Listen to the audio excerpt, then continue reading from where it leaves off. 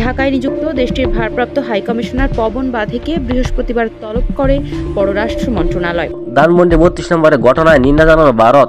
ঢাকায় ধানমন্ডির ৩২ নম্বরে বঙ্গবন্ধু শেখ মুজিবুর রহমানের বাড়িতে ভাঙচুর ও অগ্নিসংযোগের ঘটনায় তীব্র নিন্দা জানিয়েছেন ভারত সরকার।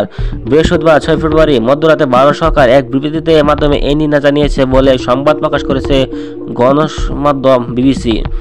পররাষ্ট্র মন্ত্রণালয়ের মুখপাত্র রণধীর জয়শঙ্করের উদ্ধৃত করে সেখানে বলা হয়েছে, শেখ মুজিবুর রহমান, যিনি দখলদার বাহিনী ও নির্যাতনের বিরুদ্ধে বাংলাদেশের মানুষের বিরোচিত প্রতিরোধে মূর্ত প্রতীক ছিলেন।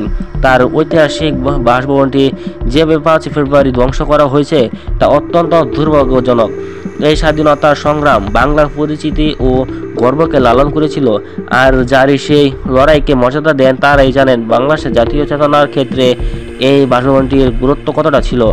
বলা হয় ভারতের বিবৃতিতে, এতে আরও বলা হয়, এই মামলা ও ভাঙচুরের ঘটনা সরকারের পররাষ্ট্র উপদেষ্টা তৌহিদ হোসেন দাবি করে বলেন, ভারত থেকে শেখ হাসিনা বক্তব্য বিবৃতির কারণে বুধবার ৫ ফেব্রুয়ারি ধানমন্ডি ৩২ নম্বর শেখ মুজিবুর রহমানের বাড়ি ভাঙচুর এবং আজ দেশের বিভিন্ন স্থানে ভাঙচুরের ঘটনা ঘটেছে। তিনি বলেন, শেখ হাসিনা যাতে বাংলাদেশের বিপক্ষে এই ধরনের বক্তব্য না দেন তাকে বিরত রাখার জন্য ভারতকে লিখিতভাবে বলা হয়েছে এবং বাংলাদেশে নিযুক্ত ভারতের ভারপ্রাপ্ত হাইকমিশনকে তলব করা হয়েছে। বৃহস্পতিবার ৬ ফেব্রুয়ারি দুপুরে পররাষ্ট্র মন্ত্রণালয় আয়োজিত এক সংবাদ সম্মেলনে এই কথা বলেন তিনি। রাজধানী ৩২ নম্বর আজ ও গতকালকে ভাঙচুরের ঘটনা তুলে ধরে এক প্রশ্নের জবাবে তৌহিদ হোসেন বলেন, প্রথম কয়েকদিন একটু আইন শৃঙ্খলা সমস্যার পর আস্তে আস্তে সবকিছু স্বাভাবিক হয়ে আসছিল।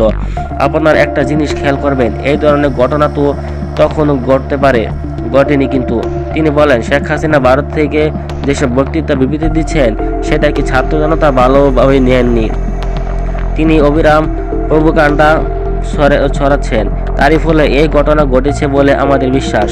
তিনি যদি এই ধরনের ঘটনা থেকে বিরত থাকতেন তাহলে এইরকম ঘটনা হয়তো ঘটতো না বলে দাবি করেন তিনি। এই বিষয়ে সরকারের পদক্ষেপ সম্পর্কে পররাষ্ট্র উপদেষ্টা বলেন, আপনারা জানেন যে সেনাবাহিনীও সেখানে উপস্থিত হয়েছিল এবং তারা কন্টেইন করতে পেরেছিল যাতে বাড়াবাড়ি এর চেয়ে বেশি কিছু না হয়। তারা যখন শুরু হয়ে গেছে তখন সম্পূর্ণ থামাতে পারেনি, কিন্তু এটা যাতে ছড়িয়ে না পড়ে বা আরও যাতে ক্ষতি না হয় এটা তারা কন্টেইন করতে পেরেছিল। শেখ হাসিনা যাতে বাংলাদেশের বিপক্ষে এই ধরনের বক্তব্য না দেন তাকে বিরত রাখার জন্য ভারতকে লিখিতভাবে বলা হয়েছে বলে জানান পররাষ্ট্র উপদেষ্টা।